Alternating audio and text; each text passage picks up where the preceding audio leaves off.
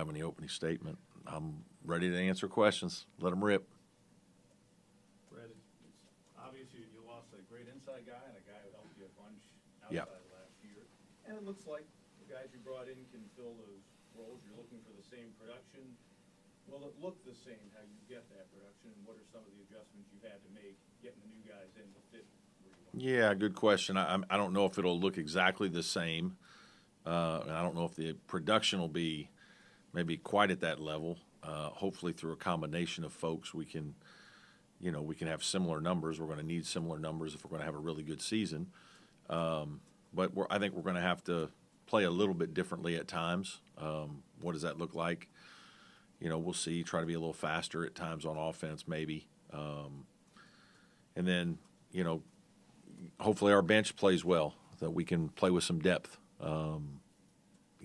That's I think how we've thought about it going in. But again, it'll be based on production. Guys are going to have to produce when they get in the games, and I'm excited to see how guys play. It was nice to have a scrimmage over the weekend for the first time. Our guys were ready to play somebody else, and so that was good. But, obviously there's a long way to go. We have a lot of things we got to get better at. No, go ahead. What did you see in that scrimmage? We scored a lot, which was good. I thought we didn't turn the ball over a lot, which was really good, playing a little bit faster. So usually when you increase your tempo and speed, your decisions sometimes are happening at a faster pace, and you can get a little careless. We were disciplined that way, so I was very pleased with all that. Defensively, we were not as good. Sometimes when you play faster like that,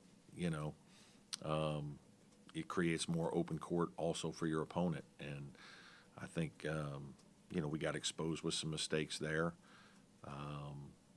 But at the same time, I was pleased for the most part. I thought we had a lot of guys play pretty well, and Chase and Ian played well, which is important. Your best players have to play well most of the time for you to be successful, and those guys did that. It's a new role for them. I mean, they haven't been 1 and 2 on the scouting report before, so for them to deal with that a little bit is good for them. And then for other guys just to get minutes experience, used to how we do things, that was good. So it was a good first day. That conversation, especially with Ian, his play now is going to get him attention he's not seen before. And it'll be incumbent on the new guys coming in to have that. But what are some of the conversations you've had with Ian about now being that guy? Yeah, just he doesn't have to do anything different, right? Just, he's going to understand, we've tried to work to expand his game. We hope that he'll shoot a few more threes this year. He'll probably have the ball at the top and be asked to make a few more decisions. And then we need his leadership, right? We need his voice. We need his experience. And that is a little bit more challenging sometimes than even just to play on the court. Talk about turnovers, the reduction of turnovers in the last scrimmage, and as turnovers being kind of some topic of last season, do you think with that kind of the change and you wanting to play faster, do you think that has any risk of? Well, our turnover numbers were good last year, but we played slower. And there were things that we made decisions as a team last year. We didn't create turnovers either. We played half-court man-to-man defense, and it was 25 feet and in, and we used our size and length and tried to stay between the ball and the basket and make people shoot over us. And, we did a really good job of defending the first initial shot most times, and we got the defensive rebounds. Our defensive rebound percentage was high. So, that's what worked with last year's team. This year's team, we might have to be a little more aggressive. I hope we have a little more speed, but again, some of this remains to be seen. You're still kind of making adjustments with this year's team. Offensively, we're trying to play a little quicker. I think we have guys that can move up and down a little bit more. We may sub a little more freely, especially early on. And then the natural tendency when you do that is to turn the ball over. And so we've talked a lot about, we can't just play fast. We have to play fast and efficient, and so we have to make sure we're getting shots on goal. Playing fast means No, more in the open court, full court, just, a little more thrust and a little bit more of an attack mentality. Who have been some of the guys coming, even like the new guys coming in as well as, to look at Chase and Ian, those guys who've been there that have been kind of with this new focus of you playing faster, playing with more aggression, kind of been people that should be able to have confidence and lean on doing that? The older guys, Jaden, Zachary, and Victor right now are two that I think, they're the most experienced guys that we brought in, Miles as well. And so those two guys come to mind right away, and you would expect that. I think our older guys who played here last year have all, there have been different times when we've played a little quicker. We just haven't maybe made as big an emphasis consistently as we have now. And so we're trying to do that to see if it fits with this team and if our team can handle it. And if we can, we'll try to stay with it a little bit. And, if we feel like it's not working, then we'll slow the game back down if we need to and control it more as coaches. But right now we're trying to play with a little more flow and just freedom and trust your older players to make good decisions and play with some decision. We do have older guards, which I think is good. And I think Chase is good in the open floor. Jaden's good in the open floor. So trying to help those guys, is part of why we're doing what we're doing. How about the aggression defensively? Do you anticipate more full court? A little bit. I'd like to extend our defense some. I don't know that we're not going to get out and try. We're not trying to lead the league in steals or anything like that, but just we would like to pick up our pressure point. Our personnel is different. I think Jaden guards the ball well. Chase can guard the ball well. Dylan Hunter can guard the ball well. Dell Jones, our freshman, can really guard the ball. So we have some on-ball guards that we feel like can jam the ball a little bit and extend ourselves, at least, initially to apply a little more pressure. But again, we don't want to give up positioning and get overextended in the half court. I think that's not good for many defenses. What excites you the most about this team right now, where you are? Just the thrill of a new group. Putting the pieces together to try to make the puzzle fit. I mean, that's as a coach, that's some of the stuff that you really enjoy. Very challenging, as I've said before. When you have this many new pieces, there's more than we've had in a long time. That it goes a little slower, and I've been reminded of that. In that I go to one practice thinking that we've already got this part figured out, and we don't quite have it figured out, or we got it figured out for a couple practices, then we go on to some other things, come back to it, and we're not quite where we need to be. But I have to remind myself that we have a lot of new players, and so even the terminology, and there's a lot of new terminology for everybody that it takes a lot of getting used to, and so I just think now that we're at starting to play some games, scrimmages, exhibitions, all that stuff. Guys will really be attentive. And then the other thing that's going to happen is, sometimes when you don't know what to do as well, you won't play as much. And so hopefully that expedites your learning as well. And so, we're trying to do all we can to help with that. But sometimes it just takes practice. It just takes reps and mental and physical. It's not just all physical. And so we've got to get through some of that, and that'll take a little while. Both the guys that have been here handle Yeah. to kind of refresh some of that, and these new guys embracing some of those challenges? Yeah, the older guys will be great, and they're not. I try to talk to them all the time. You can't get bored with the fundamentals, right? I mean, part of grit is not just everybody thinks of grit as like doing these tough things. Sometimes it's doing the fundamental things over and over and over and over, at a high level. People get bored with it. They don't want to stick with those kinds of things. And, usually mastering your fundamentals and any, your technique and whatever you're teaching or working in is it's so important. And our older guys have done a good job of that. They understand it. They've come to practice excited. Chase Hunter's been great, for a guy who's been here as long as he has. I mean, he could very easily get tired of this, and he really hasn't shown that at all. He's been practicing really hard, and I know he's excited for games to come, just like some of the new guys. But he and Ian especially have done well. Is times where you brought in a number of new faces. Has this one as a gauge kind of been better than some acclamations? Or? Yeah, it's a little slower than some, and I think there's more this year, right? We only really have 4 players. I mean, Asa and Jake were on the team, but they didn't really play last year, and Asa didn't even practice that much because of his shoulder surgery, and so there, that you can tell those guys are trying to figure it out too. So there's just so many new faces that it's been a little slower than I'm used to, especially here recently, because I think our last couple years we've been very experienced, and a lot of guys who played a lot of basketball and a lot of guys returning, and so we've been able to get right through our stuff and have multiple things ready, and maybe just not quite as into that part of it yet. But it's hard to get to C, D, and E when you're still trying to master A and B a little bit, and so we don't want to skip a lot of steps. But we've made a lot of improvement in the last 2 weeks. I think our team has really improved over the last 2 weeks. You're starting to see some guys really understand when this is taken away, what's next, and flow into the next decision-making process. And that's part of what that just takes a little bit of time.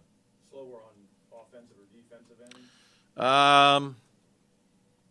It's a little bit of both. I think probably defensively right now we're a little behind where I'd like to be. Do you just mean like the processing? Some of it, yeah. And even just, you just don't have as many things in, right? You can't quite get as many things in because you don't want to put in new things if you're not really good at the other things. And so that part probably a little slower for sure. But Chase, what do you think he has to do for his off nights to be more productive with that? Yeah. I mean, just consistency, right, is what you're asking. He needs to be a little bit more consistent. What does that look like? Obviously, is it as simple as 3 for 10 instead of 1 for 10? I mean, a little bit, yeah, but he also needs to impact the game in other ways, right? He needs to rebound the ball a little bit better. He had a bunch of rebounds in our scrimmage, which was good to see. Assists, defend, lead, continue to impact the game without just being points. And I talked to him and showed him some stat sheets last year. I can't remember who it was. There was a game he was 3 for 3 from the field and 5 for 6 from the line, and whatever the points were, I can't remember if there was a 3 in there or not. It was an incredibly efficient game, and it's like you only took 3 shots. Now you probably tried a few more times, but you got fouled. But efficiency is really good, right? Just because you're having an off night, sometimes you don't need to keep shooting. Shooting isn't always the answer. Make a play for somebody else. Get another guy a shot. And it's, that's part of what he can do because he has the ability to do a lot of really good things. When you talk about all these new pieces, all these, putting in all of your guys' systems and everything, how important was it? How valuable is it to have Chase? It was a perfect storm situation before, but how important is he? Yeah, I think it's really helpful to have a couple guys, Chase, Ian, Chauncey Wiggins, Dylan, those 4 guys that have been through it, know what we're talking about. We call out drills and they go right to them, and or they're on the side explaining something to somebody, hey, this is what coach means by this, or the kids are asking those guys questions, not just the coaches when they're on the side and something's going on. It security blankets for coaches too, right? Just knowing that, hey, these guys have been here and done it, so we feel good about them. We got to get these other guys up to speed. And then the other thing that we are doing is blending. Okay, Joe Girard isn't here. Jaden Zachary is. They don't play the same. So now we've got to figure out how to play, with Jaden Zachary. I mean, it's crazy. I don't know if anybody ever knew this. Our first scrimmage last year, we played Ohio State. Joe Girard did not score. Was 0 for 4 and, had no points. And, I remember we were all a little bit like, wow, what just happened? And, we kind of knew that, he's trying to fit in, but we had a lot of stuff going on, and we didn't have quite as much stuff in for him, and we were just kind of getting our base stuff in and playing, and, then in the Elite Eight, you're running a million plays for him in the second half because he's hot. And it's like, yeah, we didn't have all that in back at that time, right? And so that's part of what I mean by like every season you got to adjust your situation, your team, who's there, what can they do, and then how do they fit with Ian and Chase and Chauncey and whoever else. And so, that's a process. How does Victor score? What does he do well? How can we put him in a position to be successful? Same with Miles and Christian Reed, all these guys. Like, what do they do well for us? And so, sometimes you're surprised, hey, he does that a little better than I thought he did. And sometimes you're surprised the other way. Man, I really thought he'd be able to do that a little better, right? And then it's like, maybe that's not what we thought we should be doing this, and that's not maybe what we need to be doing right now. We need to do some other things. So there's a little trial and error and working through that. What is the expectation for someone like Chauncey Wiggins this season? Play really hard every night, be a consistent performer for our team. What does that look like? We have to wait and see. But he's a guy that needs to affect the stat sheet in a lot of different ways at 6'10". We need him to get some deflections and some steals and a block and, a few more rebounds, and the offense will take care of itself. But score some around the paint, the basket, I think he'll do that. Just take the next step in his development. We've got a sign right there that says commit to the journey, and we're not only talking about our team's journey, we're talking about your individual journey, your journey as a player in this program. Be committed to it, no matter what it looks like, because what yours looks like is not the same as the other guys. And you're not the same as the other guys, so you don't need to worry about what the other guy's journey looks like. Look at your journey, and be prepared when it's your opportunity. And obviously, he's going to have a big opportunity this year. What did you think about Tony Bennett retiring? Maybe what it says about the state of the game right now? I mean, disappointing from a college basketball standpoint. Terrific coach, person. I mean, all-time great Hall of Famer, coach and person. I hope I hope he's happy, to be honest with you. He's earned the right to be happy, and it is hard. I think what you're seeing is how hard it is on coaches right now. Like, it is really hard.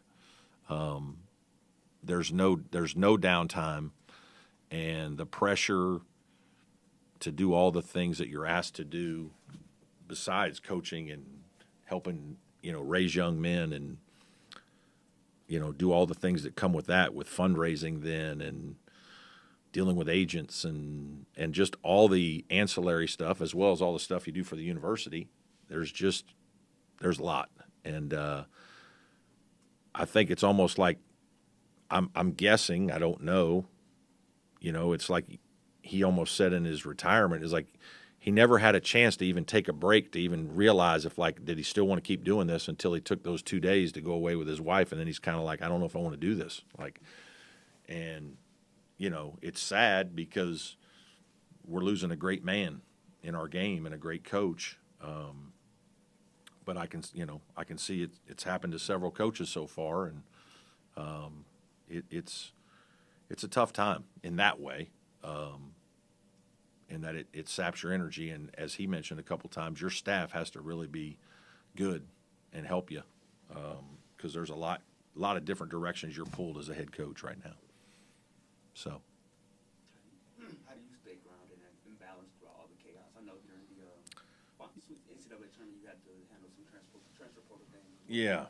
Well, I mean, again, you lean on your coaches. I mean, I've got a great staff. Guys have been with me through a lot of things, and so I can trust them to do things for us that we need done. That really helps. But it's you try to take a little time for yourself when you can, but there's not much time for that. And then you just you kind of throw yourself into what you're doing and try to get energy and juice from your players. And certainly that's fun is working with your guys and getting them excited, seeing them have success. That keeps you going. But yeah, it's you better have a really good staff, and thankfully I do. You guys are very intentional in the scheduling that you do. Just to kind of talk about what you guys ahead, and how does that position you Yeah, just I mean, this is a year where, we have another year where we have some really big games. Obviously, Kentucky coming to Clemson is a big time opportunity, and just I think it speaks to improvement in our program. Trip to Boise going to be unbelievable. They might be picked to win their league again. They were fantastic last year. Another tournament. Those games are fun. But it's hard because you don't control everything in scheduling. You've got to have a little bit of break, and that you got to get somebody to agree to play you, and then we get a good break with the ACC SEC one. Alabama was a great game last year. But again, I do think our program's on an upswing, so we're getting more positive opportunities like those, and good for our players to be a part of it. All good? Anything else for Coach? Thanks, everybody. Appreciate you all being here.